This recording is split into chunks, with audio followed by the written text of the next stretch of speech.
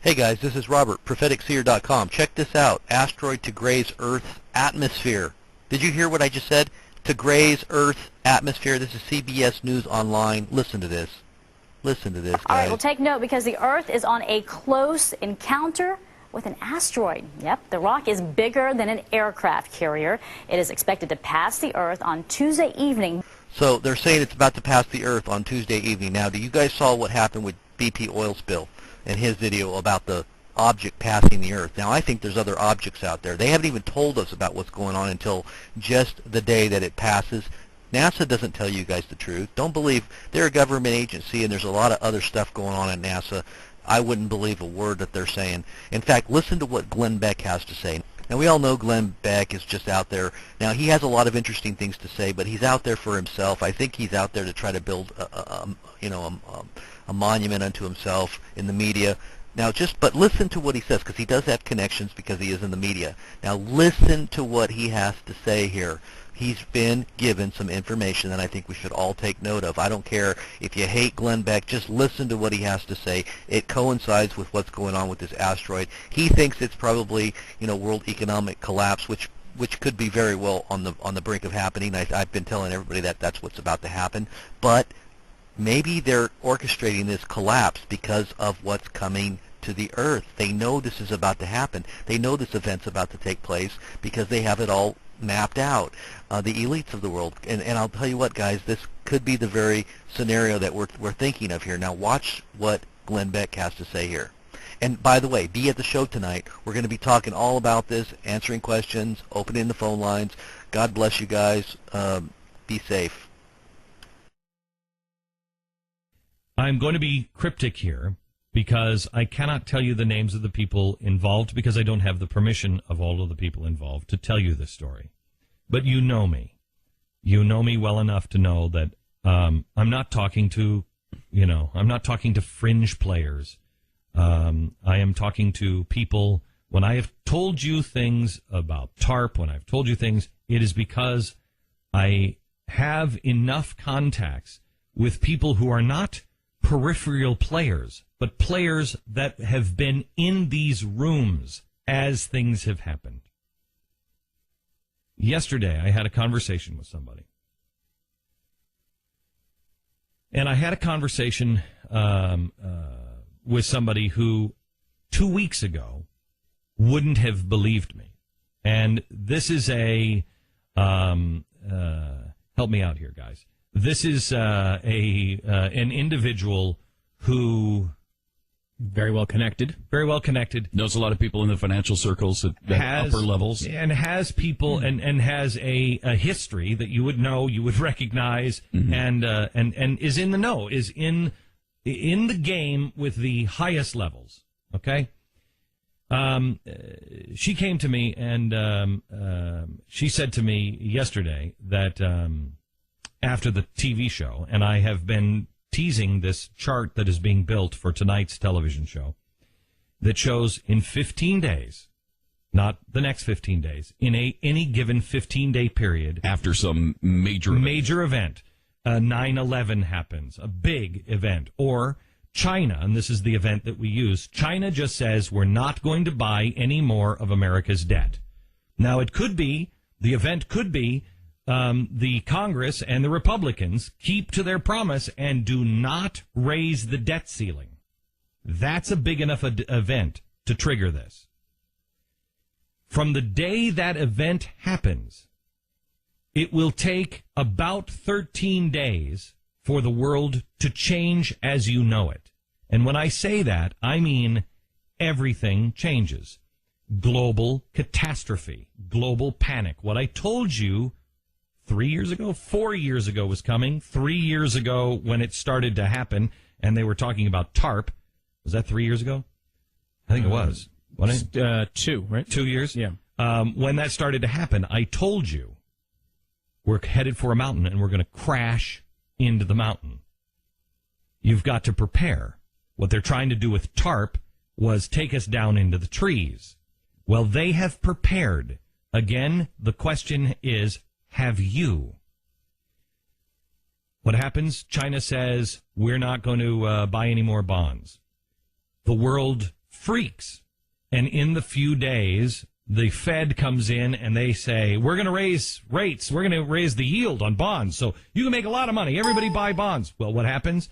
Europe raises them faster than we do, because as soon as people lose confidence in our bonds, the rest of the world says, wait a minute, buy us, buy us. And so they start competing. Pour your money here. Everybody is competing. Gold is competing. Food is competing. Everything is competing for all these dollars that are now no longer going to go into bonds. And so the world gets spooked. And it lasts about a week. Then things just start coming apart at the seams. And Asia starts to crash. The Asian markets crash. The European markets crash. The Dow crashes. I mean, and we're talking about serious crashes. And this person said that a week ago, they wouldn't have believed any of this scenario. Listen to my monologue. Listen to me explain over the last couple of days what, quantitative easing means and what it means to your food prices. Mm-hmm. And then laying out on the board, which I have in the last couple of days, what's coming tonight. I'm going to show you this whole thing. We spent a half hour showing you this 15-day scenario. She said she was in a room, and she said there were 3 speakers there. And these were, how would you describe these 3 speakers? Heavyweights, financial heavyweights. Heavyweights. Governmental and outside financial heavyweights. And non-partisan. Not a partisan group. Yeah. People who have been, people who are viewed as keels, wouldn't you say? If I knew what you meant by keels, then yes. Even, steady, a keel of a ship. Something that keeps the ship... Even keel? Even keel. Okay. Yeah, okay. That's what that means. Yes. I didn't know. I just knew it was even keel meant even. I just went with the even part of keel. No, something that keeps the ship upright. Somebody that's not, they're not on one side or the other. They're just right down the center. They're just trying to keep the ship these are right. upright ship people. Yes. Well, they're people that are paid a lot of money to make sure that they're making very measured decisions. Very measured. Mm-hmm. First one gets up, and they're having this little... breakfast. First one gets up and says, hey, I want to tell you what I think is coming. And she says, we're all sitting around going, you got to be kidding me. She said, the next person gets up and says, it's actually, I think, probably a little worse than what he said. She said, we're kidding. She said, now the real guy who's like just rock solid, everybody in the room was expecting him to get up and say, these guys I disagree with. Said he got up and said, it may not happen that way, but there's a good shot that this stuff happens. And people have to be prepared. Yeah, you might expect me to disagree with these two. Yes, but I can't disagree with them. I think there's a chance that this stuff happens, and people must be prepared. And this guy said it wasn't inevitable, right? But there's a good shot. Right, and I'm not saying it's inevitable either. Yeah. Okay, I'm just saying that these things are growing concerns. What people said about, that they would never, they testified a year ago that they would never buy their own debt, and they testified under oath. They're doing it in historic records.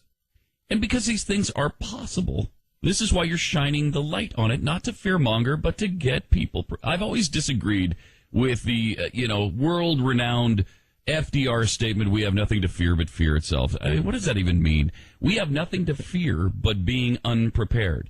If you are prepared, you need not fear anything because you've got something. You've got a fallback position. You don't have to worry about your retirement if you prepared for your retirement. Right. What's scary is retiring and you got nothing, and you're looking around thinking, right, I got Social Security, $900 a month. If you have put nest eggs away and you are not in great debt because you prepared for the possibility of unemployment, you don't fear unemployment. So how do you get prepared in something like this? You get food. Yeah. You buy food. Yeah. And if nothing happens, good. The thing we do know is coming is inflation on food. Yeah. You'll have deflation in some things and inflation wherever there's a hard commodity. Oil, so that means your tires are going to be more expensive. That means anything made with an oil-based product. Which is everything. That is going to be more expensive. Gold is going to be more expensive, but wheat, flour, sugar. Sugar has gone up 58% in like 3 months. Did you know that? No. How much? Like 58%. Has it really? Yeah. But the price of sugar hasn't. The commodity sugar has. So what's happened here is what you're paying for on the shelf has not been passed on to you yet. And all of these producers, they know they've been holding on, and they'll be like, okay, well, I can't, I'm General Mills. I'm hoping this is going to pass. We'll eat it for a while because, for instance, if we pass on this, then it's going to hurt the restaurants and everything else.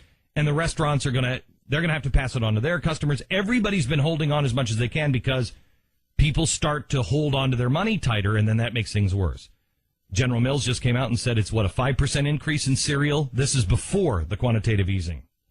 5% increase in cereal. Sugar is now going up, I think, 10 or 12% or 18%. All of these things are starting to really start to climb in price. The best case scenario is it's going to be more expensive to buy food and gasoline and oil-based products in the coming months.